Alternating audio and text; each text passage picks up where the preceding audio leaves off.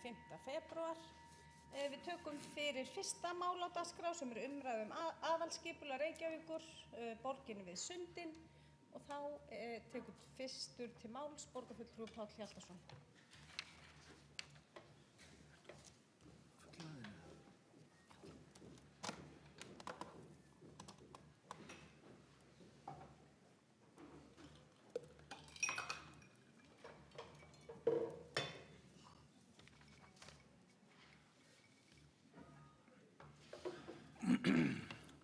Háttvirtur forseti, ágætu borgarfulltrúar.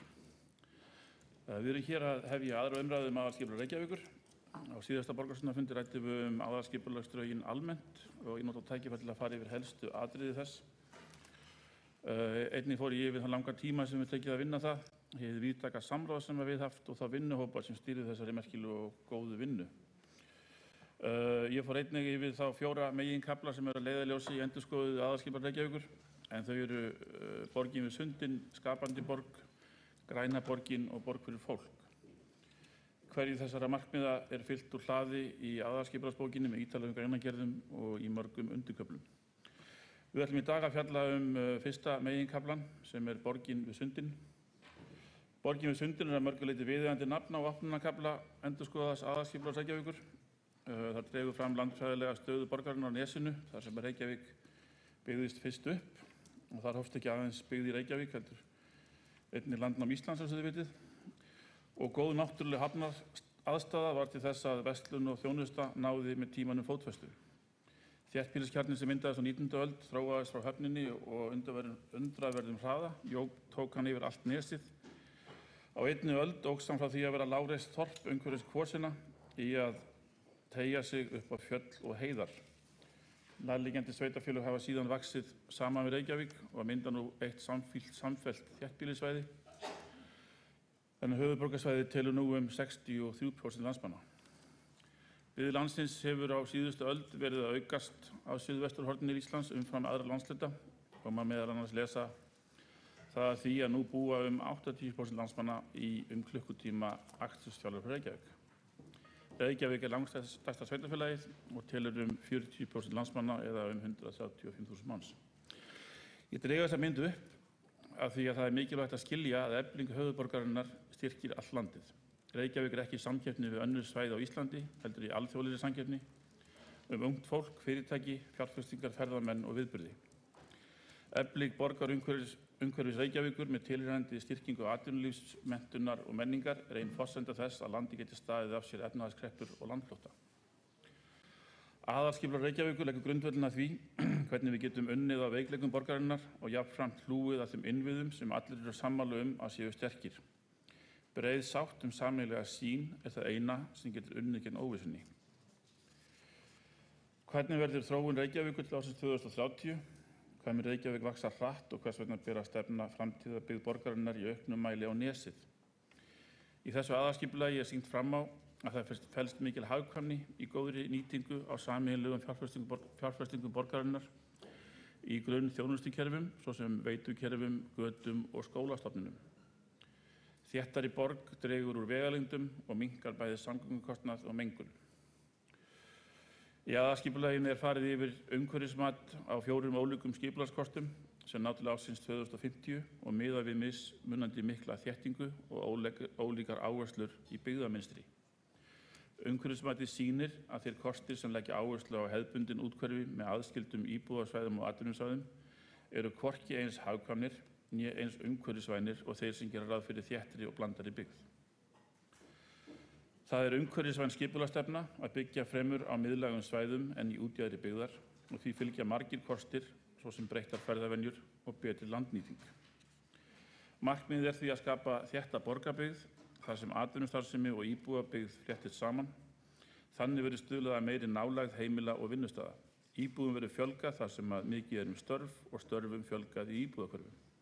Meiri dreifing starfa á íbúa dregur úr vegalengdum og jafnar umferð á stofnbrautum.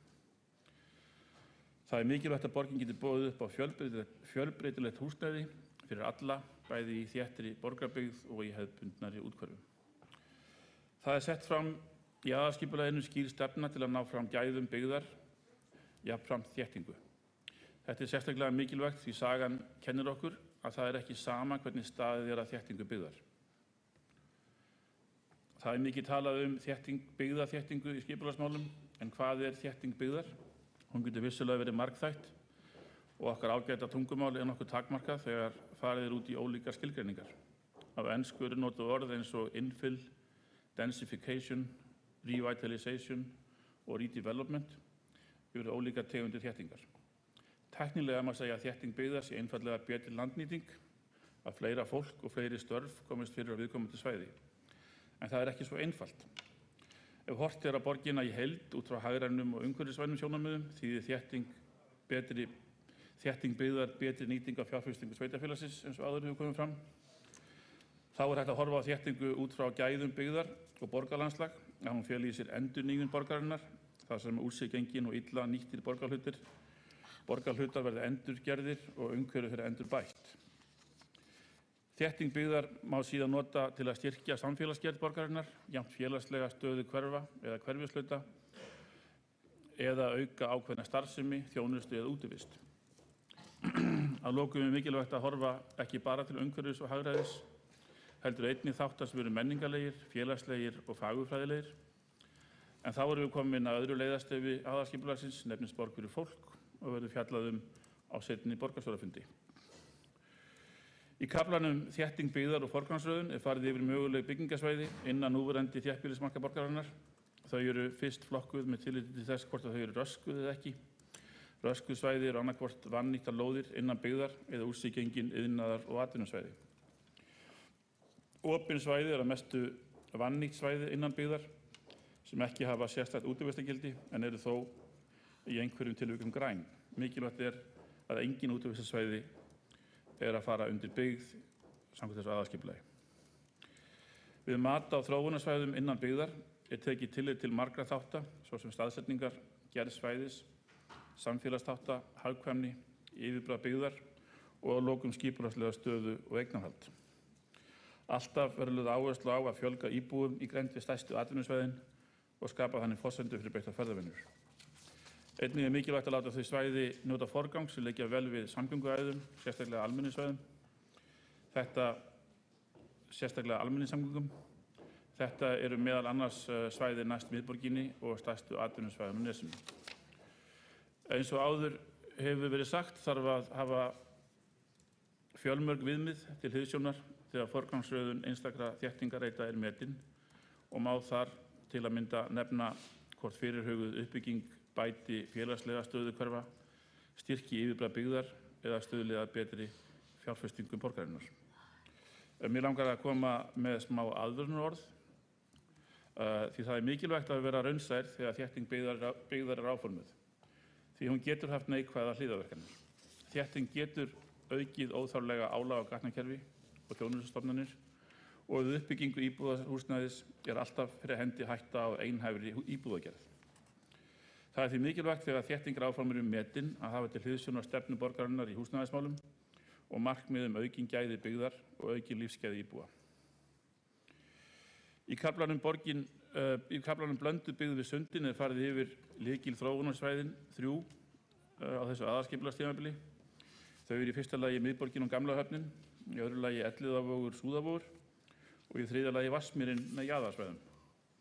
Á þessum svæðum skal rísa þétt blönduð byggð samkvæmt markmiðum aðalskipulagsins sjálfbæra og hagkvæma borgarþróun.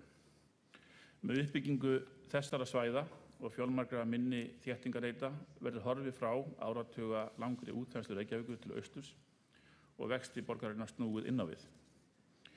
Þar einnig lýst möguleikum sem felast í uppbyggingu byggðar við fyrirhugaðan þróunarás sem liggur frá Örfirisey upp í Keldur og að lokum farið yfir áfangaskiptingu uppbyggingar á skipulagstímabilinu. Þar eru helstu ákvörðunarþættir nálægð við miðborg, tengsl við almenningssamgöngur og þeir svæði sem þegar eru komin af stað í framkvæmdir eins og Úlfarsárdalur. Umferðarspár til ársins 2030 eru áhugaverðar. Það leggja grunninn að mati á þeirri þörf sem verður að byggingu umferðarmannvirkja næstu áratuga. Þessar umferðarspár sýna í fyrsta lagi að gangi svartsýnustu spár eftir og ferðamunstur íbúa á höfuðborgarsvæðinu breytist ekki neitt. Það muni líklega vera þörf fyrir bæði Öskjuhlíðargöng og Sundabraut á skipulagstímabilinu til að álag á gatnakerfi verði viðunandi eða sambærilegt því sem það í dag. Hins vegar eru miklar líkur á því að svo ánægjulega þróun sem við höfum séð á síðustu árum varðandi breyttar ferðavenjur haldi áfram. Að hlutfall hjólandi og strætónotenda aukist þannig að spá aðalskipulagsins gangi eftir. Þá verður ekki þörf á þessum stóru og dýru samgöngumannvirkjum næstu 20 árin. Ef það gengur eftir verða Öskjuhlíðargöng og Sundabraut ekki nauðsynleg fyrir Vatnsmýrin verði fullbyggð og hugsanlega aldrei. Skólahverfið er sterkasta grunninningin í hverfum borgarinnar. Það að sjálfsögðu mikilvægt að reyna að fullnýta þær mörgu og góðu skólabyggingar sem eru í borginni. Það er gert ráð fyrir að fjölskyldueiningin á Íslandi muni minnka á komandi áratugum og mun fyrirhuguð fjölgun íbúða innan hverfa vinna gegn þeirri þróun. Það er þó fyrirsjáanlegt að í einhverjum tilvikum verði nauðsynlegt að byggja upp nýja leikskóla og grunnskóla til að þjóna þéttari borg. Í rammaskipulagi borgarhluta er til dæmis gert ráð fyrir að hvert hverfi fái sinn kjarna. Þar verður mögulegt að byggja upp verslun og þjónustu í mikilli nálægð við íbúa hverfisins, þannig að sem flest getur sótt sína daglegu þjónustu gangandi eða hjólandi. Á grundvelli nýrra skipulagslaga hefur í kjölfarið verið ákveðið að vinna hverfisskipulag af grónum hverfum borgarinnar í samræmi við markmið aðalskipulagsins. Lögð verður áhersla á þau lykilmarkmið sem birtast í rammahluta aðalskipulagsins og skal vinnan byggjast á stefnumótum skipulagsins sjálfbær hverfi og samvinnu við íbúa. Landnotkun er sýnd á hefðbundinn hátt í rammaskipulagi borgarhluta. Þar má nefna nýmæli sem er aðalgata inn í íbúðahverfum. Meðfram aðalgötum verður heimil fjölbreyttari landnotkun, einkum gert ráð fyrir verslun og þjónustu á jarðhæðum, þó ekki skemmtistöðum í flokki 3 þeir verða eingöngu leyfðir á miðsvæðum. Það er mikilvægt að hafa í huga að nánari útfærsla á landnotkun verður unnin í hverfisskipulagi. Skýrt samhengi við aðalskipulag mun hjálpa við að ná settum markmiðum umhverfisvæna borg þar sem lífsgæði í fyrirrúmi. Hverfisskipulagi verður unnið í samráði við íbúa og önnur svið borgarinnar og í kjölfarið mun framkvæmda og fjárhagsáætlun byggja á því. Með hverfisskipulagi mun nást heildarsýn yfir öll íbúðahverfi borgarinnar með það að markmiði að styrkja innviði samfélagsins. Það er stefnubreyting að gera skipulagsáætlanir fyrir gróin hverfi í heild í staðið fyrir að deiliskipuleggja einstaka götureiti. Mér fannst gaman að skoða þau gögn sem voru send út fyrir þennan fund til sýna að svo mikla stefnumótunarvinna sem hefur farið fram í stýrihóp fyrir aðalskipulag er farin að skila sér inn í skipulagsáætlanir og sýna að aðalskipulag er öflugt verkfæri. Ég ætla að ljúka þessari yfirferð borgina við Sundin en það er áætlað að halda áfram að ræða einstaka hluta skipulagsins á næstu fundum borgarstjórnar. Þá er borgarfulltrúi Páll Hjaltason lokið máli sínu og þá er næstur á mælendaskrá borgarfulltrúi Júlíus Vífill Ingvarsson.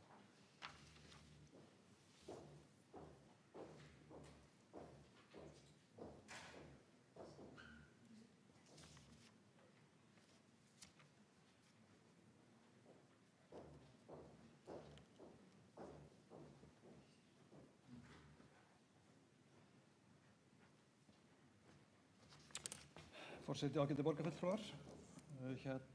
Aftur sem fyrr vil ég þakka fyrir það að skipulagsmál skuli verið tekin sérstaklega upp á fundi borgarstjórnar og aðalskipulag Reykjavíkur fær nú meiri umfjöllun heldur en aðalskipulagsáætlanir fram til þessa hafa fengið þar sem við fáum tækifæri bæði til að ræða í heild sinni svo við gerum á síðasta fundi borgarstjórnar og svo ákveðna kafla þess eins og við erum að gera hér í dag. Á síðasta fundi borgarstjórnar þá var talsverð áhersla í umræðunni einmitt á það sem er til umræðu í dag, þar sem verið var að fara yfir aðalskipulagið í heild sinni, þá var svona þessi borgarþróun á skipulagstímabilinu sérstaklega til umfjöllunar, þannig að sumt af því sem við ræddum þá er kannski bara endurtekning hér í dag og ég ætla nú svona að spara mér og hvíla borgarfulltrúa, hlífa þeim í því að vera að endurtaka mig frá síðasta fundi borgarstjórnar. Ég vil þakka formanni fyrir að fara hérna yfir þennan kafla aðalskipulagsins og kannski naut ég einna helst það í hans ræðu að hann var með ákveðin viðvörunarorð. Viðvörunarorð sem ég hef ekki heyrt áður en mér finnst ágætt að koma einmitt fram og ég verið að nefna hér í mínu máli í umfjöllun aðalskipulag og það er viðvörunarorð það að þétting byggðar, svo góð og nauðsynleg sem hún er, og sem allir eru sammála að bera stefna að, getur einnig haft sínar neikvæðu hliðarverkanir eins og formaðurinn sagði. Og ég vil bara byrja mitt mál á því að taka undir það, og meðal annars nefndi hann hér álag á gatnakerfið og við þekkjum það úr okkar störfum í skipulagsráði að oft á tíðum þegar verið að þétta byggða þá einmitt getur það komið við þá nærliggjandi byggð með einhverjum hætti og kannski ekki síst í því að íbúar hafa hreinlega áhyggjur af því að þétting byggðar hafi einmitt þessi áhrif að gatnakerfi íbúðahverfa þoli ekki frekar uppbyggingu. Engu að síður er ég algjörlega sammála þessum forgangsröðun að mörgu leyti og sömuleiðis mörgum af þeim stöðum sem bæði við á síðasta kjörtímabili og nú þið sem í meirihluta hafa verið að stefna að hér í vestari hluta borgarinnar og þau svæði eru girfilega tilgreind í þessum kafla aðalskipulagsins og við erum þá að tala um svona reiti eins og náttúrulega niður við gömlu höfnina. Vinna sem að hófst á síðasta kjörtímabili en á sér þó lengri sögu. Það er enginn að eigna sér eitt eða neitt í því. Og það má sama segja um Héðinsreitin og Aljansreitin, Bíkóreitin, Lýsisreitin og svo framvegis. Þarf ekki að telja það upp alla hér, borgarfulltrúar auðvitað þekkja þetta sæmilega, en þetta er auðvitað allt saman svæði sem er svo sjálfsagt að beri að þétta og þegar ég var svona að flétta einhvern tímann mér til skemmtunar eldri aðal skipulagsáætlunum eins og þeirri sem samþykkt var árið 1996 þá eru auðvitað þessi sömu hlutir meira og minna undir þó að auðvitað að það skipulag sem við erum að ræða hér aðalskipulag fram til ársins 2030 byggi að verulegu leyti á því aðalskipulagi sem samþykkt var árið 2001. Að sömuleyti get ég ekki tekið undir það sem að hér er verið að stefna að og þá meðal annars það finnst mér að á þessu kjörtímabili hafi það algjörlega mistekist að finna fyrirtækjum í grófum iðnaði svæði, viðunandi svæði til uppbyggingar ekki bara einu fyrirtæki heldur en þeim fyrirtækjum flestum sem eru að hamla íbúaþróun og þá ekki síst íbúaþróun á höfðanum. Á síðasta kjörtímabili var unnið að því að undirbúa Álfsnesið til þess að þar gæti verið starfsemi af þessu tagi og að þar yrði jafnframt viðlegu kantur fyrir fyrirtæki eins og Björgun en jafnframt önnur fyrirtæki sem eru til dæmis steypustöðvar, hringrás og önnur fyrirtæki sem að fara illa á þeim stað þar sem að þau eru núna, þó að það hefur kannski verið ágætt þegar þau voru að hefja sína starfsemi, að þau gætu þá verið þar öllsömul.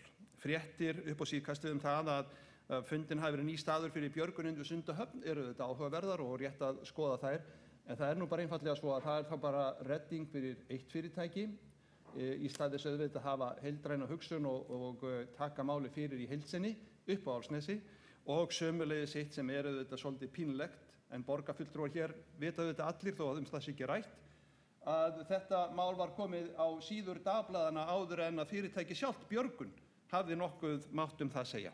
Og þess vegna hefur ekkert orðið af þessu máli og það hefur einhvern veginn strandað ofan í einhverju skúffu hér í Ráðhúsinu vegna þess einfaldlega að stjórnendur fyrirtækins hafa sagt það er ekki búið að tala um okkur. Það er búið að setja þetta á forsíðu blaðana en það hefur ekki talað um okkur. Svona náttúrulega vinnubrögð ekki Reykjavíkurborg til sóma og ber að vinna þetta með öðrum hætti og ég hefði óskað að þessi meirihluti hefði séð það að það eru önnur svæði sem þarf að vinna betur upp fyrir grófan iðnað þar sem að ekki bara eitt fyrirtæki getur verið heldur þau fyrirtæki öll sem að falla undir þá skilgreiningu og komið vekk fyrir frekari þróun. Ég ætla ekki að fara út í svona helstu minni atriði í sambandi við þennan kafla aðalskipulagsins og bíð með það þar til við förum að tala tillöguna í heild sinni en engu að síður þá vil ég svona segja það hér og bið þá borgarfulltrúum að hugsa það og ég veit að það er akkúrat öfugt það sem þeir eru að gera sér vonur en það er nú einfaldlega svo að þessi tillaga að aðalskipulagi mun leiða til meiri dreifingu byggðar á höfuðborgarsvæðinu heldur en nokkuð annað aðalskipulag sem samþykkt hefur í Reykjavík. Þetta skipulag sem á að fullbyggja Reykjavíkurborg og ég ætla að biðja menn að hugsa það nú svolítið hvort þeir ætli virkilega að segja það þeir ætla að fullbyggja borgina að það mun leiða til þess að uppbygging á höfuðborgarsvæðinu mun verða eins fjarri höfuðborgarkjarnanum og því svæði sem að núverandi meirihluti hefur mestan áhuga á að byggja upp á, mun færa alla byggðina miklu fjær. Mun færa hana upp í Mosfellssveit og Hafnarfjörð, Kópavog og Garðabæ, þangað sem að fólk mun leita til uppbyggingar í þeim hverfum sem það hefur áhuga á að búa í. Það er nú bara einfaldlega svo og ég vil segja það að munurinn á þessu skipulagi og skipulaginu árið 2001. Árið 2001 skipulagið er einmitt skipulag sem er markað af því að það er snúið við stefnu sem var tekin árið 96, fyrirgefið skulum fann svo sögulega staðreyndir, og það er stefnt að því í skipulaginu frá 2001, núgildandi skipulagi, að þétta byggð. Og ég bara minnist þess einmitt að borgarstjórinn Ingibjörg Sólrún Gísladóttir á þeim tíma sagði að það væri tími til kominn að fullbyggja borgina með svipum hætti og sagt er hér. Þó ég munum reyndar ekki hvað samhengi það var sagt og ætla ekki að fara að leggja henni nein orð í munn eða gera upp neinar hugmyndir að þessu leyti. En það sem skilur það skipulag, gildandi skipulag að frá þessari tillögu sem við erum að ræða hér í dag, er það að jafnframt þéttingu byggðar og uppbyggingar í miðborg Reykjavíkur og vestan Snorrabrautar sem virðist nú vera helsta áherslan í þessu skipulagi, þá er jafnframt gert ráð fyrir uppbyggingu í öðrum hverfum. En það hins vegar algjörlega tekið út í þessu skipulagi sem mun valda meira, eins og kallað urban sprawl eða dreifingu byggðar út á höfuðborgarsvæðið heldur en við þekkjum fram til þessa. Þetta vil ég biðja menn að hugsa. Ef að allt hefði gengið eftir, og það náttúrulega gat enginn séð fyrir það sem gerist í þessu blessaða samfélagi okkar, þá hefðu nú verið komin upp, sýnist mér, á forgangsröðun og kaflaskiptingun gildandi aðskipulags komnir eitthvað 4.000 íbúðir upp í Úlfarsárdal. En það hefur verið algjörlega stoppað og svona fyrir náð og miskun.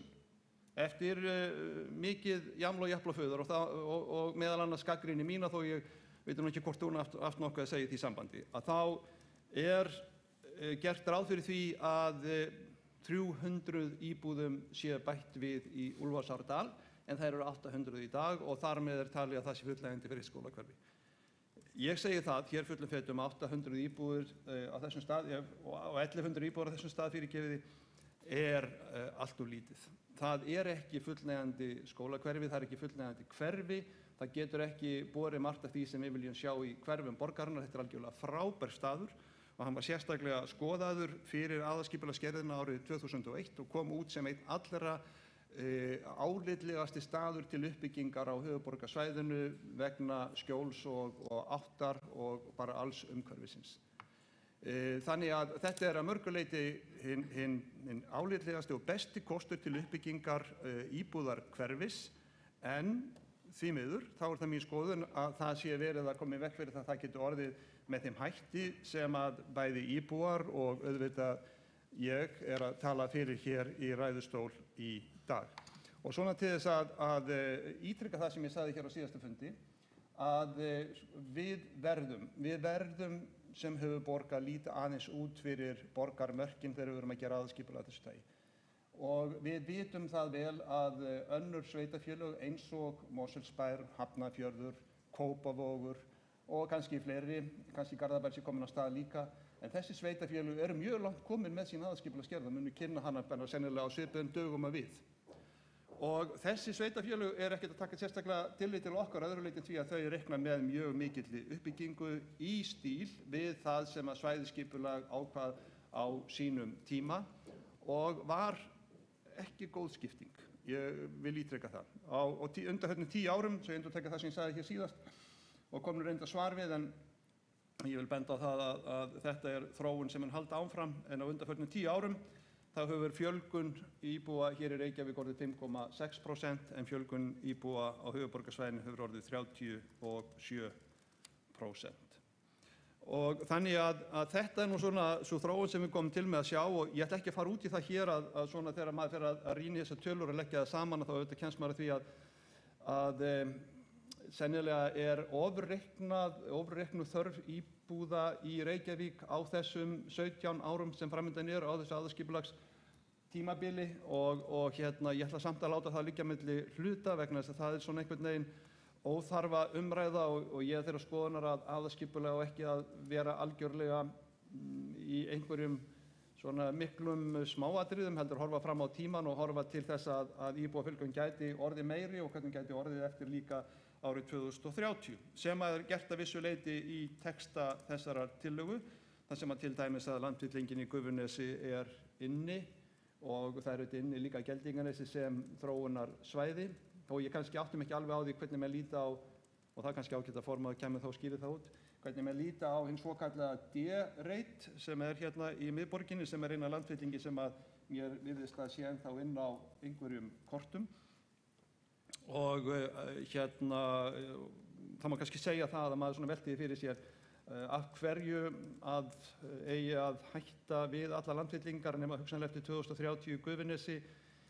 Reykjavíkurborg stendur að mjög stóru leyti á landfyllingum, sérstaklega hér miðborgin, og eiginlega allt athafnasvæði Faxaflóa hafna er byggt á landfyllingum, bæði Sundahöfn að mestu leyti og sömuleiðis auðvitað öll Örfiriseyjan, eyjan svo gott sem er byggð á landfyllingum og svona engin svona ekkert sérstakt aðkallandi í þeim efnum að það skuli lokað algjörlega á það, þó að ég sé nú alls ekki talsmaður fyrir því að við séum að auka mikið við það. Ég vil þó að því að ég myndist á Vesturbæinn og við komum til með að ræða Vesturbæinn hér á næsta lið þessara dagskráar, að þá hjó ég eftir því að formaðurinn var að tala um það að ef ég skildi það rétt að þá væri nú hægt að hliðra til í skólakerfi og leikskólakerfi borgarinnar til að taka við þeirri auknu bið sem að væntanlega er hér á næstu árum í Vesturborgina. Ég kannski aðeins að gera mikið úr því sem hann sagði, en engu að síður þá vil ég segja að það er útilokað. Það er algjörlega útilokað að svo mikla fólksfjölgun sem eftir að verða hér í Vesturbænum komin til með að geta rúmast í til dæmis Vesturbæjarskólanum. Það er svo augljóst, það sjá það allir. Og það er ekkert pláss fyrir þann skóla. Þessi skóli er þétting byggðar og hann er náttúrulega kannski að sumu leyti svona þessi típíska þétting byggðar að því leyti til að hann fellur ekki algjörlega að þeirri starfsemi eða hann nýtist ekki alveg til þeirra starfsemi sem honum er ætlað því hann stendur á Róluvelli. Og Róluvöllurinn var auðvitað ekki mjög stór en það var þetta bara róluvöllur. Og þess vegna er algjörlega ljóst að okkar framtíðarsýn verður að líka verða snú einnig að þessum þætti, þannig að til dæmis hugsal á landfyllingu, en það verði í Vesturbænum gert ráð fyrir grunnskóla og leikskóla og sveimur það ekki eru grunnskólar og leikskólar vegna þess að ef ég man rétt að þá er gert ráð fyrir eitthvað 4500 manns sem munu flytja í Vesturbæinn þegar þétting byggðar hefur endanlega þegar þessi þéttingarreitir hafa endanlega byggst upp.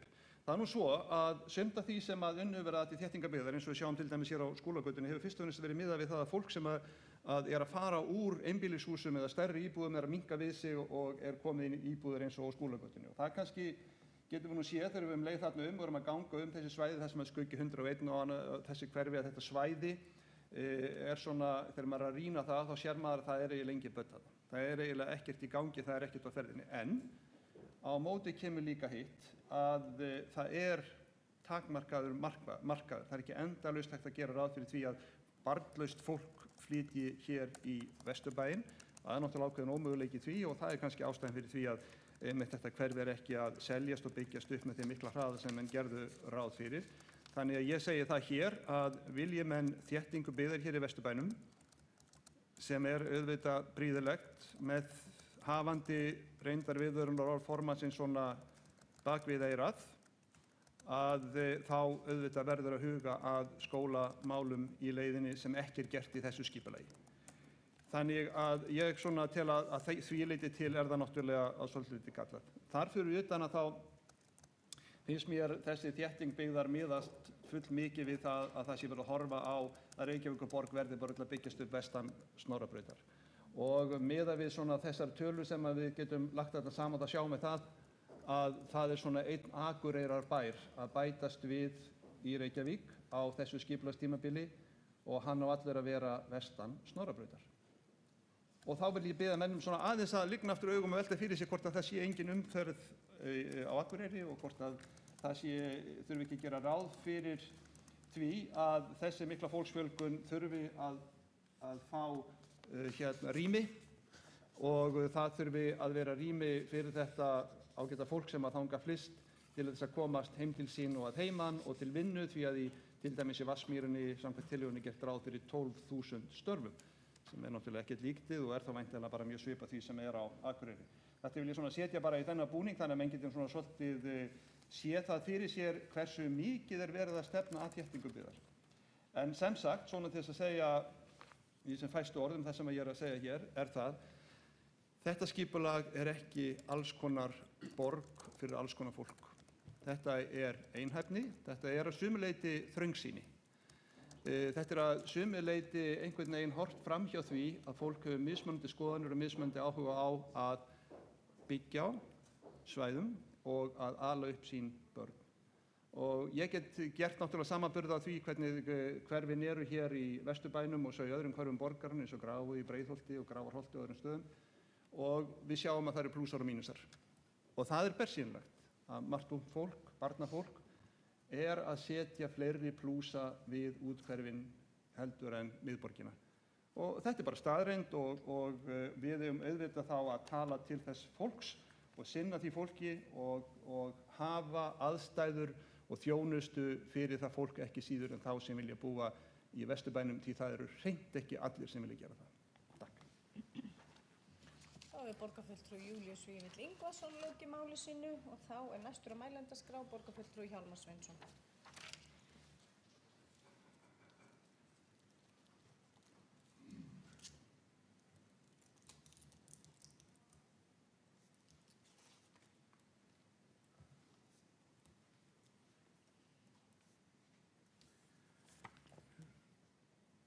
Forseti, ágæta borgarstjórn.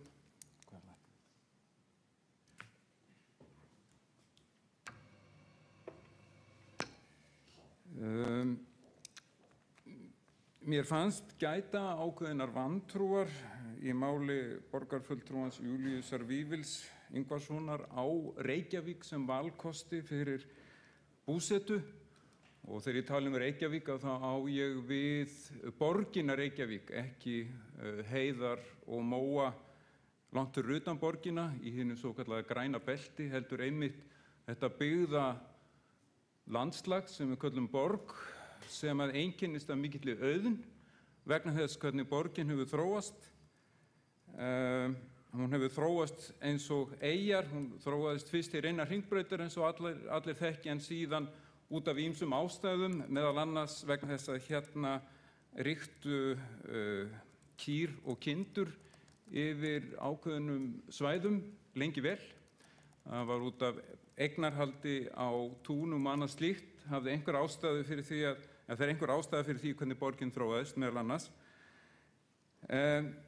Þannig að það þarf ekki annað en að skoða loftmyndir af borginni Reykjavík til að sjá hvað hér mikið af auðum svæðum inn á milli hverfana sem að hægt að byggja og sem að það aðalskipulag sem að núna í bígerð ætla sér að byggja á, og það snýst þetta hugtak borgin við sundin. Ég alveg sannfærður það að ef við berum gæfu til þess að haga skipulagi á þessum auðu svæðum eins og stefnt að í skipulaginu og eins og lesa má í þessum kafla borgin við sundið, það sem eru tvö mjög mikilvæg atriði og kannski eitt fyrst og fremst, að það fjölbreytni, félagsleg fjölbreytni og þjónusta, að þá muni fjöldinn allra fólki vilja búa einmitt á þessum stöðum.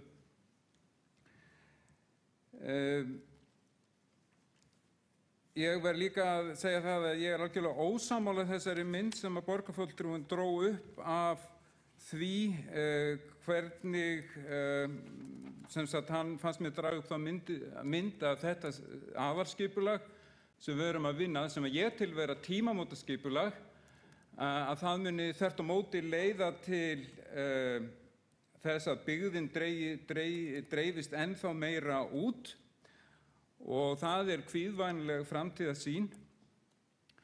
En ég kvíði því ekki sérstaklega þó ég taki fullt mark á þeim varnaðarorðum af því að reynslan sýnir að fögur fyrirheit duga skammt, en að mínu mati með köflum félagslega fjölbreytni, með köflum ákveðið hlutfall af leiguhúsnæði og þar með húsnæði á viðráðanlegu verði, tel ég að borgin sé komin með mjög mikilvæg tæki sem hún eigi og muni beita til þess að fá þá fjölbreytni sem að til þarf. Þannig að þetta verði fjölbreytt fyrir alls konar fólk. Og mér finnst stundum líka þegar að borgarfulltrúinn vitnar í þetta slagorð alls konar borg fyrir alls konar fólk eins og það sé einhver smá hástónn í því. En þetta eiginlega, má segja, tekið beint upp úr til dæmis skýrslum Sameinuðu þjóðanna frá stofnun Sameinuðu þjóðanna sem heitir UN Habitat, það sem einmitt lögð áhersla á það að borgirnar byggist upp sem borgir fyrir alls konar fólk. Það cities for all people.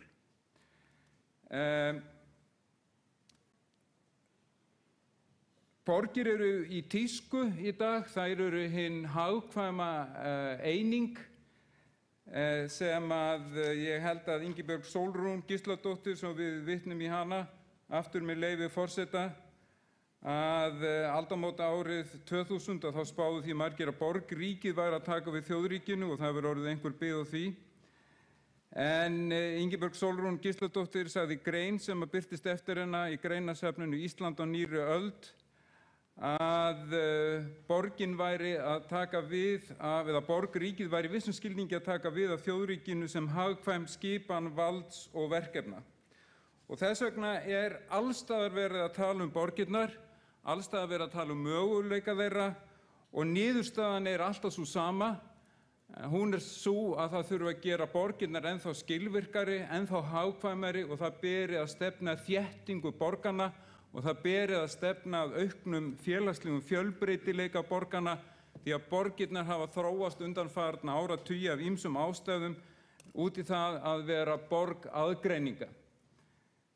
Þjónusta, atvinnusvæði, íbúðasvæði hafa aðgreinst, ríkir og þeir sem eru minna ríkir hafa aðgreinst í svæði og svo framvegis og öllu þessu tekið í þessum merkilegu skýrslum UN Habitat.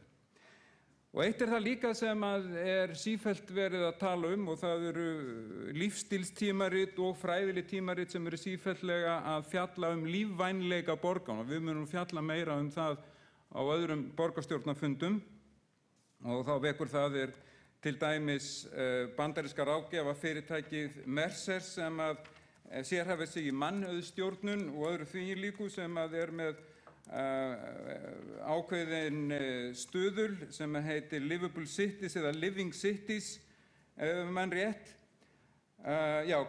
Mercer's Quality of Living Survey og það talað þætti eins og öryggi, menntun, heilbrigðiskerfi, hreinlæti, menningu, umhverfi, tækifæri til útivistar og til hreyfingar. Og það vekur reyndar athygli að á öllum þessum listum að þá eru það ekki síst norrænar borgir og reyndar þýskar borgir sem eru í topp 10 sætunum, topp 20 sætunum, líka nokkra borgir frá Ástralíu og Nýja-Sjálandi og nákvæmlega sama með lífvænleika stuðul lífstílstímaritsins Monokul. Þetta alltaf meira og minna samskonar borgir og að því ég myndist hér á ástralska borg, að borg sem hefur skorað nokkuð hátt ástralska borgin Melbourne og það má sjá og heyra mjög skemmtilegan fyrirlestur sem að skipulagsstjórinn í Melbourne hélt og var fyrir 1 ári síðan í fyrirlestri sem að hét hvernig að skapa lífvænlega staði. Hann heitir Rob Adams og hann segir að í þessum fyrirlestri, með leyfi forseta, að það sé ekkert ægilega mikill vandi að skapa eða endurskapa lífvænlegar miðborgir eða lífvænleg miðsvæði í borgum. Það þurfi númer 1 hæðartakmarkanir, númer 2 virðing við merkilegar byggingarhefðir, númer 3 að allar byggingar séu byggðar alveg að götunni eða gangstéttinni og númer 4 að vanda sig við val opinberra rýma. Hann fjallar líka á samfærandi hátt mikilvægi þess að hafa íbúðir í miðborgunum og á miðsvæðunum eða miðlægum þéttingarsvæðum og viðráðanlegu verði og hann heldur því fram að með góðri samvinnu skipulagsyfirvalda, fjárfesta og hönnuða sé hægt að byggja flott í borgum, á þéttingarsvæðum í borgum en tiltölulega ódýrt og hann segir það er alltaf samfélagslega mjög dýrt að byggja í útjaðri. Það er einhvers konar sósíalismi þar sem að mikill kostnaður af því að brjóta nýtt land, setja nýjar lagnir, nýja innviði, byggja upp nýja skóla, allt frá grunni, að ekki sé nú talað alla umferðina, hinn mikli samfélagskostnaður sem að hlýst af því og hlutfallslega fáir njóta lagður á allt samfélagið. Og hann sem sagt, ég veit ekki hvað pólitísk skoðanir hann hefur en hann ekki hrifinn af þess háttar sósíalisma í skipulagi borga og mig langar að vitna aðeins í hann líka og hann segir að því að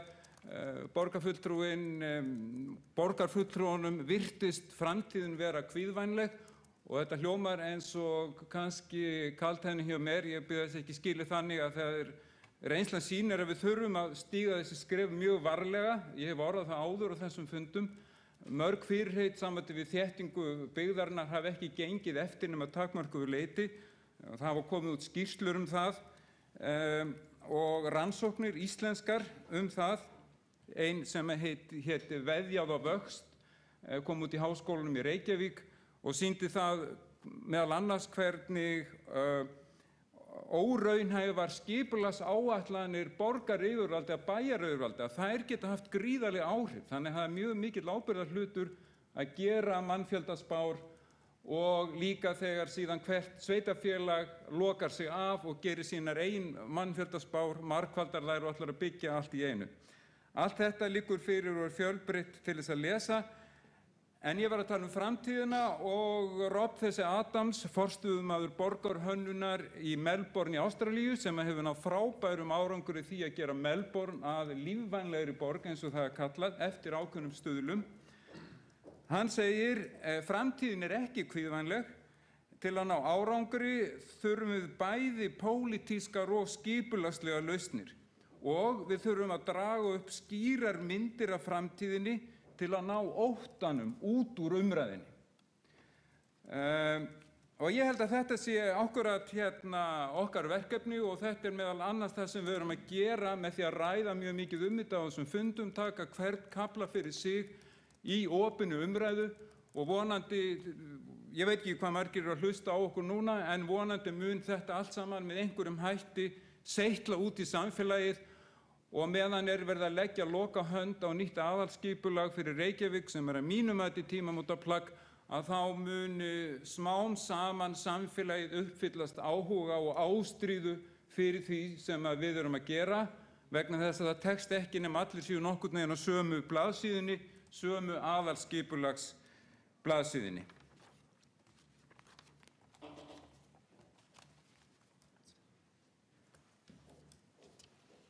Borgarfulltrúi Hjálmar Sveinsson lokið máli sínu og það var borgarfulltrúi Júlíus Vífill Ingvarsson óskað eftir að veita andsvar við ræðu borgarfulltrúans. Forseti, ágætu borgarfulltrúar, ég kem hér upp með stutt andsvar og kem kannski þá aftur hér í venjulegum ræðumtíma á eftir. Ég get þá ekki alveg setið undir þessu og bið borgarfulltrúan vinsamlegast að svona aðeins að gæta orða sinna og leggja mér ekki orði í munn eða gera mér upp hugsanir. Ég hef enga vantrú á kostum Reykjavíkur eins og borgarfulltrúin virðist álíta og segir hér í ræðustól og bara öðru nær, ég hef mikla trú á Reykjavík. Ég stæði ekki hér, ég hefði ekki mikla trú á Reykjavíkurborg og þróun hennar og framtíð þess fólk sem að kýsa búa í Reykjavík. Og sömuleiðis talaði borgarfulltrúin hér, reyndi einhvern veginn að tengja þetta inn í einhvern mann frá Melbourne sem hafði fjallað skipulagsmál og talað þar kvíða og ótta og annað slíkt og ég bið borgarfulltrúan jafnframt að vera ekki að gera mér upp þær skoðanir og ég sjái framtíðina sem kvíðvænlega. Ég sé hana bara alls ekki sem kvíðvænlega. Ég stæði ekki hér eins og sjá þannig, ég segi hana kvíðvænlega og ég hef ekki trú að því að við getum ekki gert gott úr þessu. Hins vegar þá finnst mér borgarfulltrúin gerir mikið úr því að það sé verið að stíga hérna einhver ný skref. Ég sé bara engin þéttingarsvæði sem verður að fjalla í þessu nýja aðalskipulagi, þessari tillögu aðalskipulagi, sem eitthvað nýtt að nálinni. Ég sé þetta eru bara svæði sem við erum að vinna með og þau eru ekkert verri fyrir það og þau eru ekkert betri fyrir það. Þetta eru bara þéttingasvæði sem við vorum unnið með í nokkuð langan tíma og það hefur tekið tíma að vinna með þetta og finna þeim góðan farveg og koma þeim þannig að vel fari í borginni.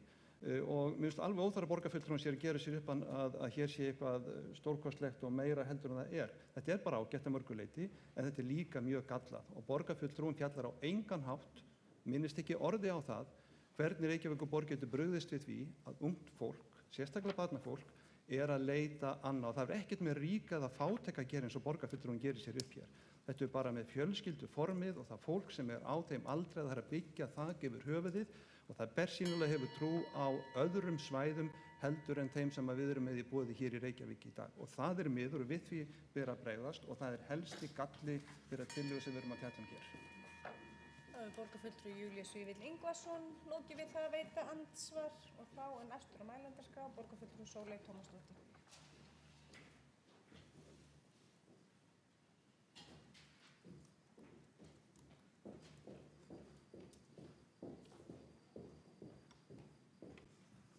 Forseti, góðir borgarfulltrúar.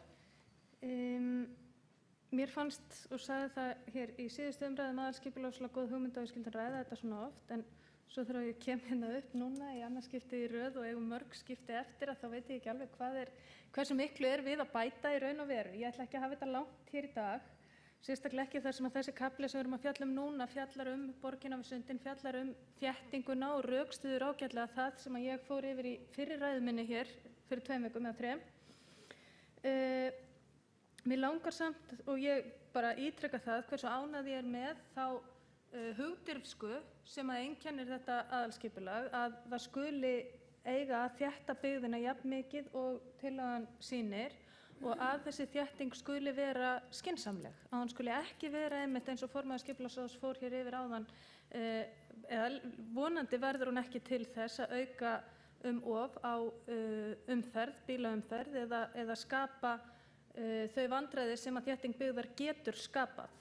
Mér sýnist þessi til að vera vel til þess fallin að skapa hér bara mjög íbúavænt borgarumhverfi, bæði vegna þéttingarinnar og líka vegna þess hvernig þéttingin er hugsuð. Mér langaði aðeins til að koma inn á hverfaskipulagið sem að er hluti af þessu. Ég saknaði þess pínulítið að ekki skuli vera fjallað kaupmanninn á horninu í þessum kafla vegna þess að hann er svolítið órjúfanlegur þáttur af því að byggja upp almennileg hverfi. En við tökum hann þá bara fyrir næst í staðinn. Það hvernig skipulagið er sett upp núna og þessi nýlunda eða allavega frá síðasta aðalskipulagi að vera með hverfin svona vel uppsett í þessu er mjög jákvætt og gefur okkur færi á að efla þau miklu betur og efla nær þjónustuna raunverulega. Það er þó eitt sem ég hef áhyggjur af og er kannski ekki aðalskipulagsmál en ég hef áhyggjur af því að borgaryfirvöld sjálf séu ekki með nægilega skýra áætlun það hvernig borgarstofnanirnar og innviðirnir verði byggðir inn í þetta hverfaskipulag. Þannig að ef að hverfin eiga að vera raunverulega sjálfbær og ef við ætlum að hafa það þannig að öll þjónusta sé fyrir hendi í hverfunum, að þá verðum við að setja miklu meiri kraft í það að byggja upp almennilegar þjónustumiðstöðvar og efla hverfisráðin. Öðruvísi er þessi tillaga hverfaskipulag ekkert rosalega trúverðug. En ég bara bindu vonir við að við förum í það. Það eru tillögur sem að liggja fyrir, sem ég hef ítrekað talað hér, tillögur sem liggja fyrir frá starfshópi eflingu hverfaþjónustu og hverfisráða, hét eitthvað á þá leið. Þær tillögur, ef að þær verða að veruleika, þá mun það styrkja mjög þessi áform sem hér eru hverfaskipulag. Það er gaman að sjá bara þegar maður flettir í gegnum þetta hversu ólík hverfin eru. Þau eru það vissulega, það er mismikil áhersla á grænsvæði, það eru ólík grænsvæði í tengslum við þau, það eru ólíkir verslunarkjarnar í tengslum við þau, það eru ólík menning og þess að það er í þessum hverfum, en samt og það er það sem skiptir öllu máli og verður að leggja mjög ríka áherslu á þegar verður að skipuleggja svona langt fram í tímann, að það verður að tryggja möguleika á því að allir geti flutt inn í öll hverfin. Það verður að tryggja að það sé boðið upp á ólíkar tegundir húsnæðis, það verður að tryggja að það sé ólík tegund atvinnu í öllum hverfum og mér sýnist áætlunin eins gróft og aðalskipulag nú að þá sýnist mér við vera að stefna að því að bjóða upp á allar tegundir íbúðarhúsnæðis í þessum hverfum og auka til muna atvinnufjölbreytnina inn á þessum svæðum. Ég ætla svo sem ekkert að hafa þetta lengra hér í dag, ég bara ítreka það að ég ánægð með það sem komið af aðalskipulaginu og hlakka til að halda áfram að tala það þó ég gerir ráð fyrir að ræðurnar styttist kannski eftir því sem líður á vorið. Þá hefur borgarfulltrúi Sólveig Tómasdóttir lokið máli sínu og þá næstur á mælendaskrá borgarfulltrúi Gísli Marteinn Baldursson.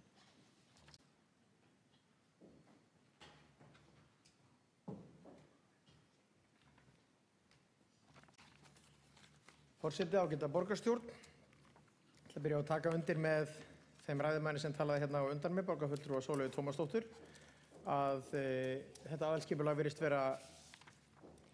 virðist geta orðið tímamóta plagg og ef að við höldum vel á spilunum í loka atriðunum þessarar vinnu, þá held ég að við getum öll verið mjög stolt af því að hafa komið að þessari vinnu sem hefur tekið langan tíma allt frá 2006 og stendur ennþá yfir, en vonandi styttist nú í það að við getum farið að samþykkja þetta.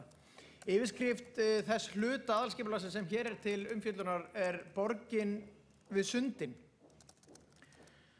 sem nú nafn á gamalli bók eftir Jón Sveinsson nonna, en hefur verið notað Reykjavík árum saman og að ganni þá sló ég upp hvenær menn fóru að nota þetta í blöðum svona af einhverju alvöru og mér sýnist það vera svona á 5. áratugnum og þá var meðal annars þessi ágæti kafli hér í blaðinu Tímanum þann 7. nóvember 1948 en með leyfi forseta. Það er gaman að sjá Reykjavík vakna og í gærmorgun var ég vitni að því fyrirbæri. Hér og þar á gangstéttunum voru svellglottar, sumstaðar dálítil héla. Götuljósin tóku að fölna í skini komanda dags. Hægt og virðulega tók hún að bæra á sér eftir nætur dúrin hinn aldna móðir okkar, borgin við sundin. Og það fagnaðarefni að í þessu aðalskipulagi skuli vera gert mikið úr byggðinni við sundin. Það hefur á tíðum verið pólitískt hvort að það ætti að byggja meira við sundin eða upp til heiða. Þetta var til dæmis mjög umdeilt þegar vinstri meirihlutinn 78 til 82 var með fyrirhugaða byggð á hinu svokölluðu sprungusvæðum. En ritstjóri þess blaðs sem núna staðsett akkurat á sprungusvæðunum barðist mjög gegn því og vildi frekar byggja við sundin eins og það var þá orðað og þá varð Grafavogurinn til.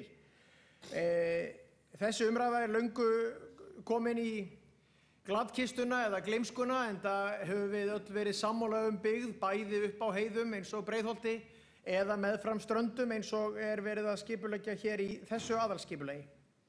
En Borgin við sundin kannski annað hugtak yfir það sem við höfum verið að ræða hér sem þétting byggðar og ég mjög ánægður með að sjá þá miklu áherslu á þéttingu byggðar sem í þessu aðalskipulagi og held að það geti reynst algjör bjargvættur fyrir Reykjavík til langrar framtíðar. Og ætla svona að ræða það hérna í örfáum orðum. Mér langar að byrja á því að nefna af því að þétting byggðar gamalt hugtak þó svo að menn hef ekki endilega alltaf notað það nákvæmlega í þessum tveimur orðum saman. Ég birti nú á vefsíðu minni ljóð eftir Matthías Jochumsson sem 110 ára gamalt eða svo, þar sem hann í rauninni að tala fyrir þéttingu byggðar og hann að gera það vegna þess að árið 1900 þegar hann yrkir þetta ljóð þá veruleg hætta á því að við séum að missa úr landi okkar allra besta fólk. Eins og Páll Hjaltason, borgarfulltrúi, nefndi hérna áðan, þá Reykjavík í alþjóðlegri samkeppni. Þannig var það svo sannarlega líka aldamótin þar síðustu. Og þá yrkir Matthías Jochumsson þetta og ég ætla að fá að lesa með leyfi forseta 3 erindi, þau eru stutt. Og fyrsta erindi bara til þess að setja ykkur inn í það hver staðan með leyfi forseta. Flýjum ekki þetta land. Það að batna, bölað sjatna, báran ennþótt knýi sand, bölvan öll blessan hulin, bíðum meðan þverrar grand, flýjum ekki þetta land. Og svo kemur þéttingarherópið frá Matthíasi sem kom mér svolítið óvart þegar ég rakst á þetta.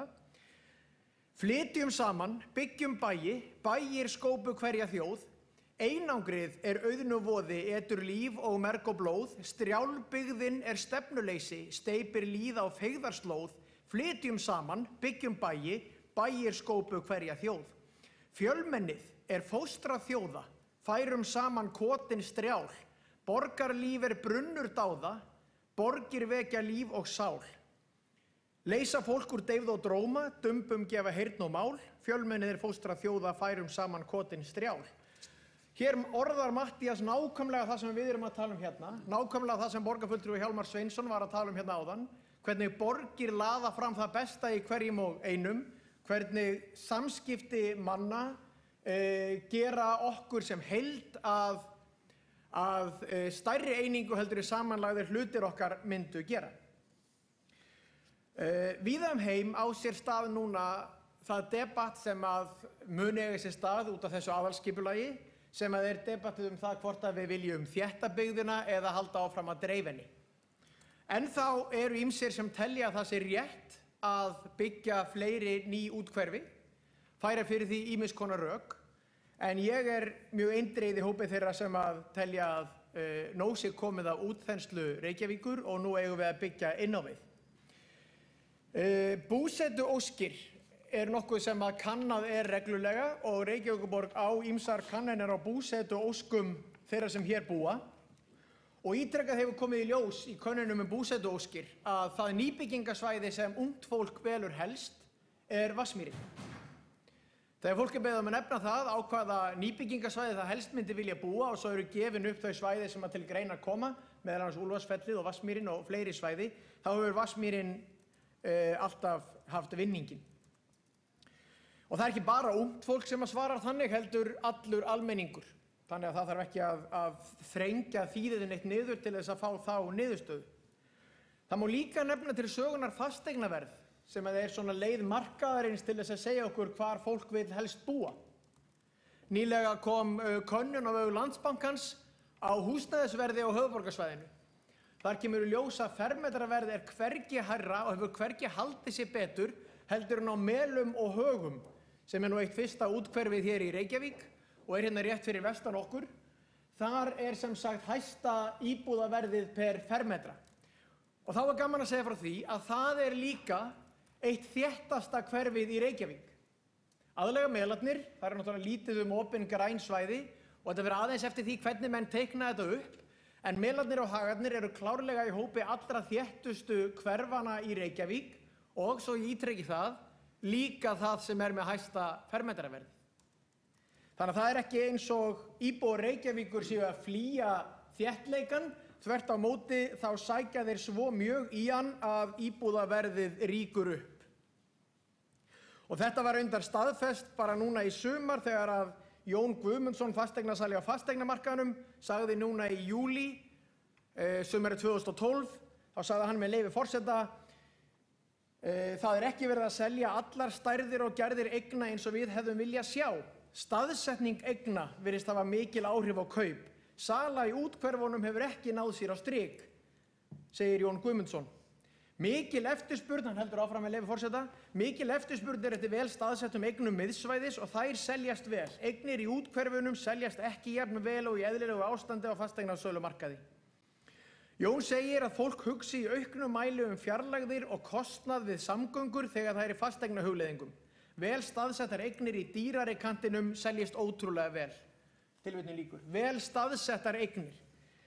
Og það einmitt að mínu mati það sem verið að gera í þessu aðalskipulagi. Það verið að fjölga þessum búsetukostum vegna þess að ef við tökum punktmælingu núna á því húsnæði sem höfum í Reykjavík, þá Reykjavík með óvenjulega hátt hlutfall af sérbýli í úthverfum þegar við berum þetta saman við til dæmis aðrar borgir á Norðurlöndunum. Óvenjulega hátt hlutfall sérbýlis í úthverfum en óvenjulega lágt hlutfall minni íbúða miðsvæðis. Þannig að það akkúrat markmiðið í þessu aðalskipulagi að fjölga minni íbúðum miðsvæðis. Það það sem samtök iðnaðarins að kalla eftir, það það sem fasteignasalarnir eru að kalla eftir, það það sem stúdentafélögin eru að kalla eftir og það sem markaðurinn að kalla eftir, fólkið sjálft. Auðvitað það rétt sem kom fram í máli borgarfulltrúa Páls Hjaltasonar, þó svo að mér finnst nánast óþarfi að taka það fram að þétting byggðar ekki algjörlega vandalaus. Því fylgja alls konar viðfangsefni, vandamál ef menn vilja kalla það. En þau vandamál eru bara svo miklu minni heldur en dreifing byggðar skapar. Það skapar vandamál að búa í samfélagi við annað fólk, inn á heimili með þeim eða í borg. Það krefst þess að við lögum okkur hvert að öðru. Og dreifing byggðarinnar skapar einfaldlega mjög mikil vandamál fyrir þá sem búa fyrir í borginni og við minnkum þau vandamál með því að byggja frekar inn á við. Þannig að þó svo sé hægt að taka undir það að þétting byggðar sé ekki vandalaus, þá alveg ljóst að hún skapar minni vandamál heldur en þétting byggðar gerir. Að dreifing byggðar sé ekki vandalaus, já, að þétting byggðar ekki vandalaus en dreifing byggðar skapar meiri vandamál. Eins og segir í þessum drögum, með leyfi forseta, með þéttari byggð dregur almennt úr vegalengdum, samgöngukostnaði og umhverfisáhrifum samgangna. Svo má nefna af handahófi fleiri þætti. Þétting byggðar býður íbúunum sjálfum líka upp á ódýrari lífstíl. Hér á Íslandi einstæðingur sem býr til dæmis í úthverfi að eyða kannski þriðjungi tekna sinna í samgöngur, á meðan sá sem býr miðsvæðis kannski að eyða 10% af útgjöldum sínum í samgöngur. Þannig að þetta snýst líka það að gera Reykjavík ekki þannig að það kosti eitt stykki bíl að búa í borginni.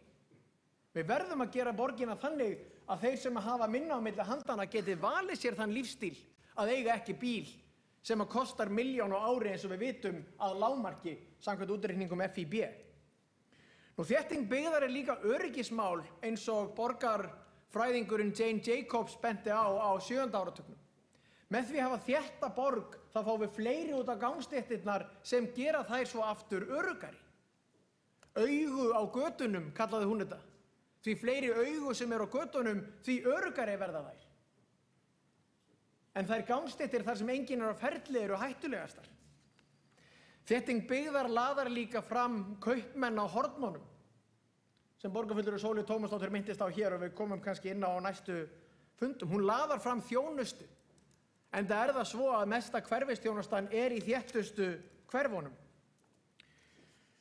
Og svo vil ég að lokum nefna það að þétting byggðar í gegnum mannkynssöguna hefur fært okkur einhverjar mestu uppgötvanir mannkynsins. Endurreisnar stefnan í Flórens varð til að því að þar hitti einn málari annan, þeir skiptust á skoðunum og ein hugmynd gat af sér aðra.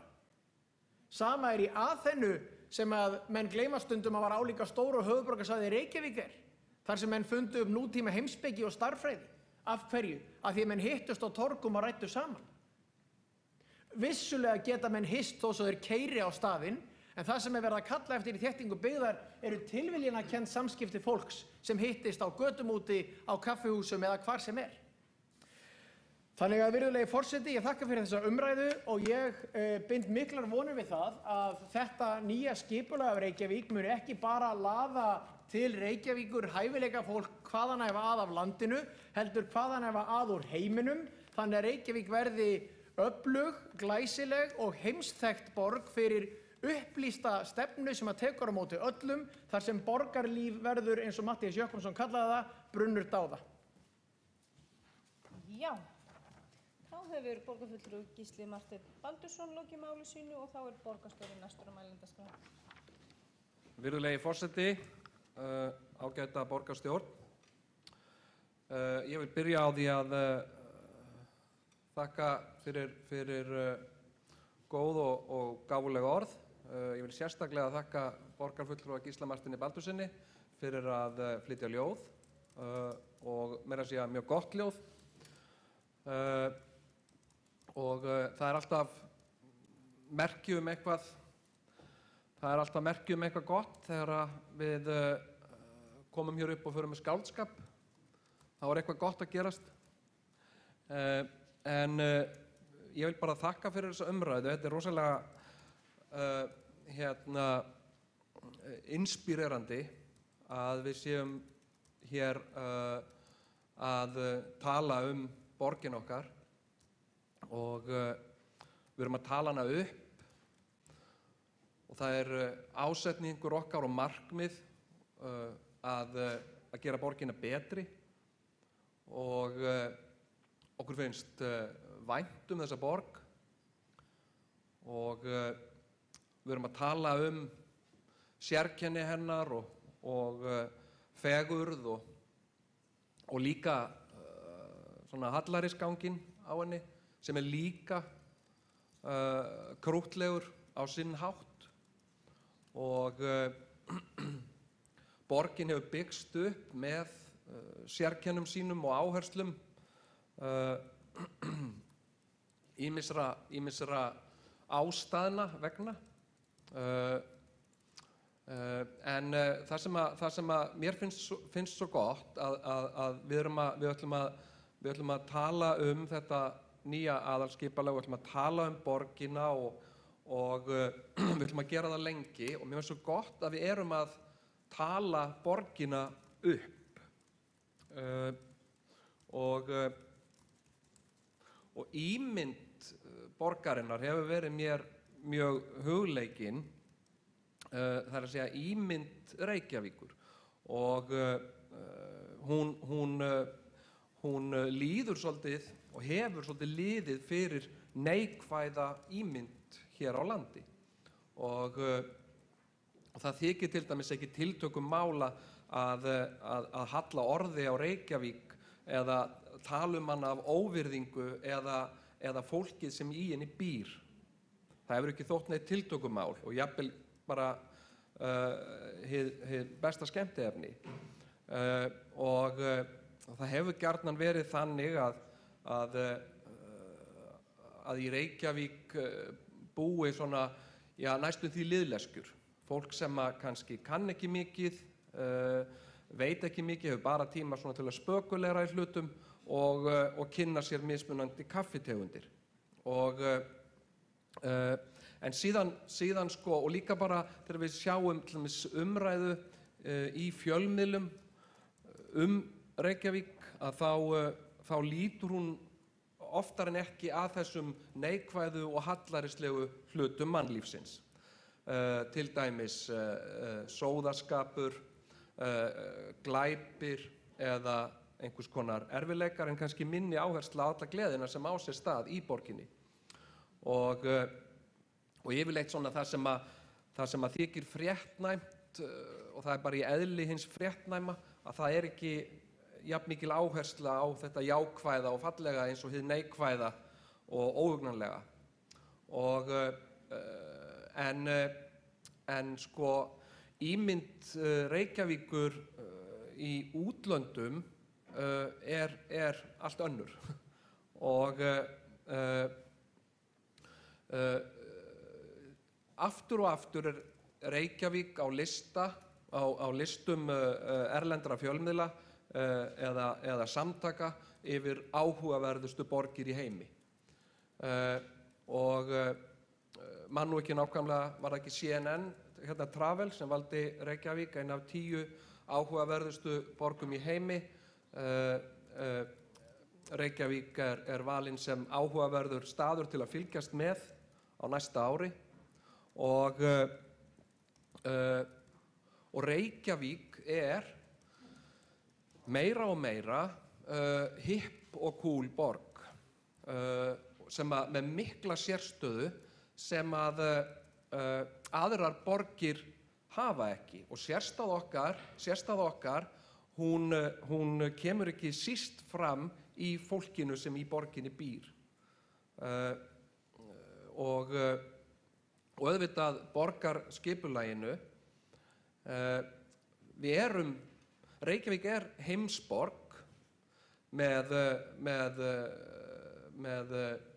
líflegan miðbæ og listasöfn og menningu á heimsmælikvarða og miklu meiri menningarstarfsemi og fjölbreytni heldur við kannski upplifum í borgum af sambærilegri stærð í Ameríku eða Evrópu og ég verð var við þennan áhuga og ég fylgist mjög með svona umræðu Reykjavík og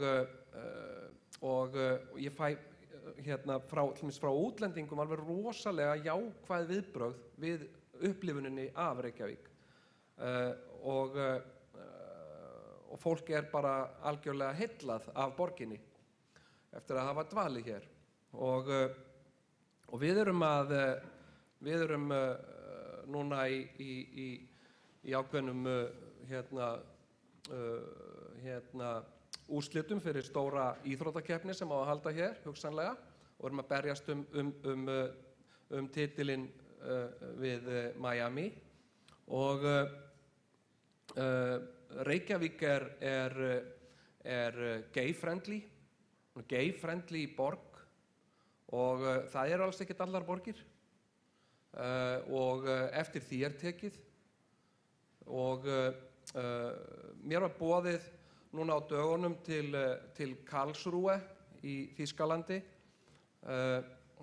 til þess að kynna Reykjavík á ráðstefnu sem heitir New Babylon, Architecture and Urbanism After Crisis. Þar sem að viðfangsefnið að skoða möguleika á borgarskipulagi og borgarlífi eftir hrun. Og þarna komu margir merkilegir sérfræðingar, arkitektar og verkfræðingar og borgarskipuleggjendur og það var alveg ljóst að áhugi þeirra á Reykjavík var einlægur og mikill. Og ég tek heilshugar undir orð borgarfulltrúans Gísla Marteins Baldurssonar að Reykjavík hefur alla burði til þess að verða alþjóðleg borg og hún hefur líka svo mikið að gefa sem að aðrar borgir geta ekki gefið. Og Reykjavík getur verið borg fyrir alls konar fólk og ekki bara endilega íslenskt fólk, heldur fólk hvaðan af að úr heiminum. Mannréttindi, umburðarlyndi og friðsemd einkenna þessa borg. En svo langaði mig að segja með þessa með svona þetta sem að borgarfulltrúi Hjálmar Sveinsson kom inn á hér með varðandi þéttinguna og þéttingarmöguleikana að þá hefur til dæmis svona bara tún, þau hafa myndast stór tún í höfuðborginni sem eru oft leifar frá einhverjum bóndabæ sem stóðar og áður gengu beljur og rollur túnin og það eru gríðarlega mörg svæði í Reykjavík sem gefa tækifæri til þéttingar og þetta náttúrulega svolítið sérstakt að mörgu leyti og hugsanlega ákveðin arfleið af bændamenningunni. Það að svona halda í túnin og einhvern veginn, af því að þá tökum við einhvern veginn hluta af sveitinni með okkur inn í borgina og sem gott og blessað, en það svolítið sérkennilegt oft að með túnin og svo þau kannski umkringt hraðbrautum.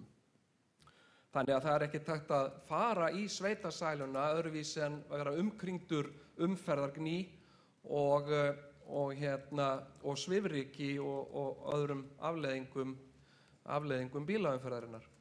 En ég vil bara þakka enn og aftur fyrir þessa ágætu umræðu og hlakka til að eiga fleiri umræður þetta aðalskipulag, borgina og ég held að það sé bein tenging á milli umræðunar borgina og umgengninar borgina. Ég held að það hafi áhrif og ég held að það væri hugsanlega hægt að mæla það að eftir því sem að umræðan verður meiri og betri, að þá held ég að umgengnin batni líka. Eða ég vona það. Takk fyrir.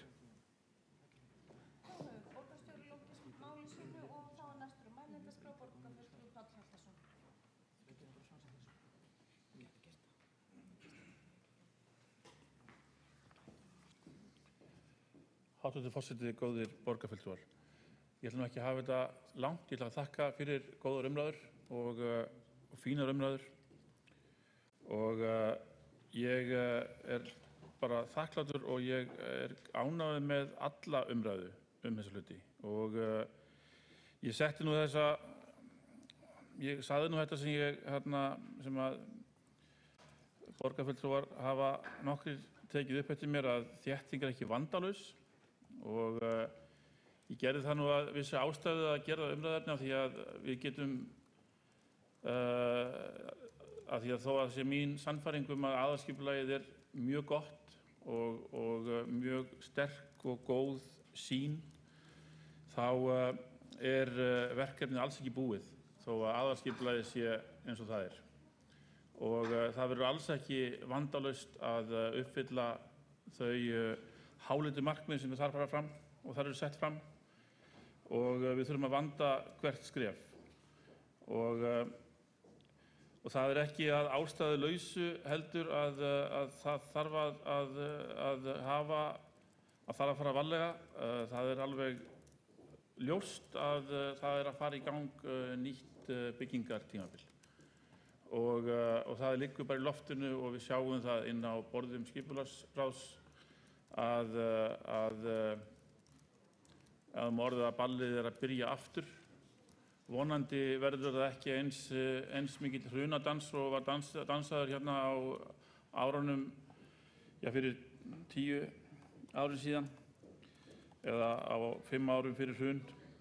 En eigi að síður er gríðarlega mikilvægt að skipulagsyfirvöld standi fast í lappirnar þegar kröfurnar aukið byggingamagn, einfaldari byggingar, ódýrari lausnir, hagkvæmari leiðir, hefðbundnar útfærslur muni koma og þær munu koma. Þannig að ég setti þetta inn vegna þess að háleit markmið eru frábær og það er mjög mikilvægt að geta vitnað í sterka og skýra sýn, en það er ekki fullnaðarsigur í því. En það er ekki þar með sagt að ég telji að þau vandamál sem ég minntist á muni endilega verða vandamál, en við þurfum allavega að vera mjög meðvituð um því að þið geta orðið það. En það var komið inn á ýmis mál hér sem ég kannski vil aðeins nefna. Ég held að borgarfulltrúi Júlíus Vífill Ingvarsson hafi minnst á að hann saknaði uppbyggingar í öðrum hverfum heldur en miðbænum eða vestur frá. Og það er náttúrulega ekki alveg svo að við ætlum ekki að byggja neitt upp í öðrum hverfum. Þó áhersla byggðarinnar verður vestur frá, þá er mikilvægt að halda öðrum hverfum í þróun og sérstaklega er það mikilvægt vegna þess að það er fyrirsjáanleg fækkun í fjölskyldueiningum. Þar með verður fyrirsjáanleg fækkun í skólahverfinu og þar með erum við farin að nýta innviði borgarinnar illa og þurfum klárlega allavega að halda hverfunum þannig að þau haldi áfram að nýta fjárfestingar borgarinnar sem best, og það mun kalla á endurnýjun í öllum hverfum borgarinnar, auk þess sem að í hverfiskipulaginu verður eitt af markmiðum þess verður að reyna að tryggja félagslega fjölbreytni, þannig að það myndast annað tækifæri til uppbyggingar og endurskoðunar á öllum hverfi borgarinnar.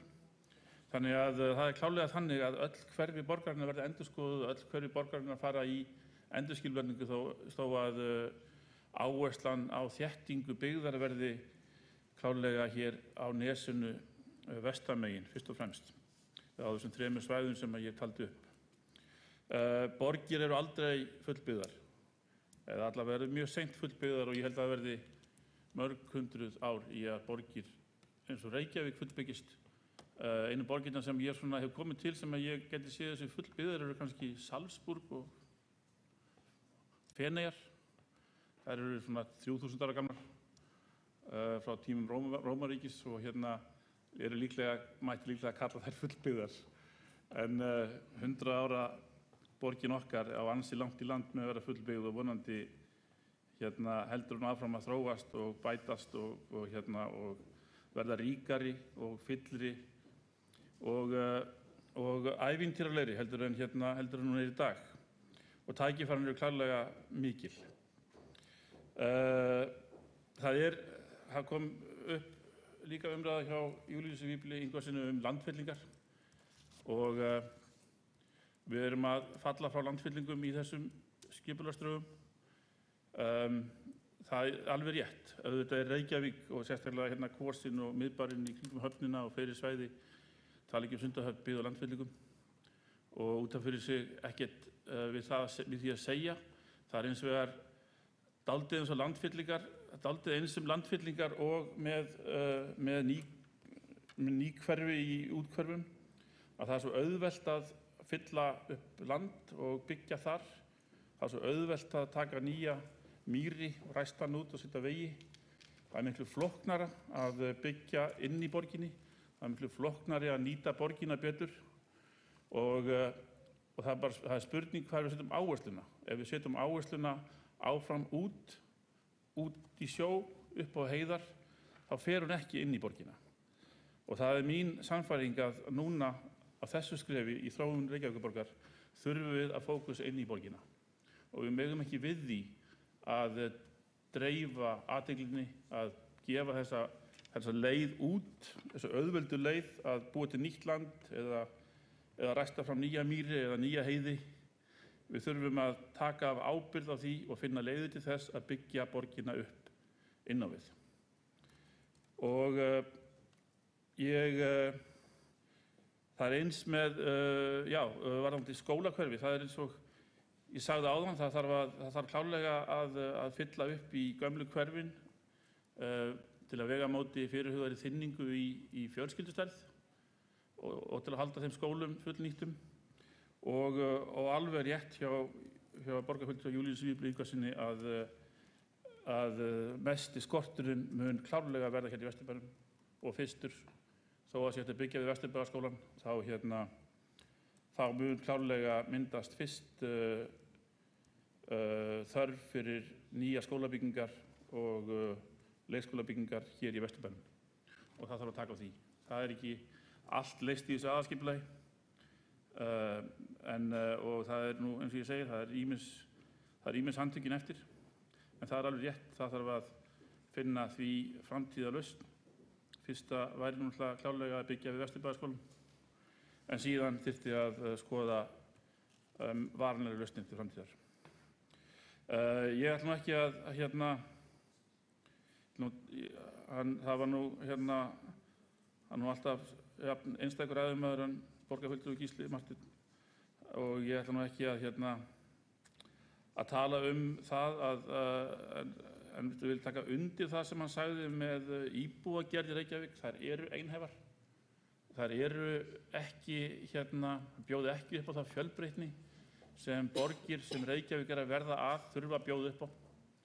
Þær eru ekki að mínu mati að sinna því kalli íbúana á borgarbyggð, á borgarlíf, á borgaríbúðir. Ég held að við séum dálítið á tímamótum að því leyti til að við erum svo ung borg og við erum búin að vera svo fáar kynslóðir í borg að við erum loksins núna að vilja vera í borg. Ég er alveg sannfærður það og allar búsetukannanir benda til þess að draumur hins dæmigerða Íslendings er ekki lengur úthverfi, einbýlishús í úthverfi. Draumur hins nýja Reykvíkings á öllum aldri er góð íbúð miðsvæðis og það er það sem við þurfum að uppfylla í nýja skipulaginu. Við eigum fullt af fínum stórum úthverfum með fullt af fínum stórum einbýlishúsum sem munu alltaf verða markaðnum og munu halda áfram verða markaðnum en við þurfum að bjóða upp á fjölbreyttari íbúðakosti í sérbýlum, í fjölbýlum, í raðhúsum, inn í borginni sem að ég veit, alveg ég sannfærður að markaður fyrir og þegar byrjar að kalla eftir eins og borgarfulltrúinn kom svo ágætlega inn á bæði með markaðnum og öllum könnunum. En aftur bara þakka ég fyrir frábæra umræðu og takk fyrir. Þá hefur borgarfulltrúi Páll Hjaltason lokið máli sínu. Þá hafa ekki fleiri hvatt sér hljós undir þessum dagskrárlið og telst umræðu lokið.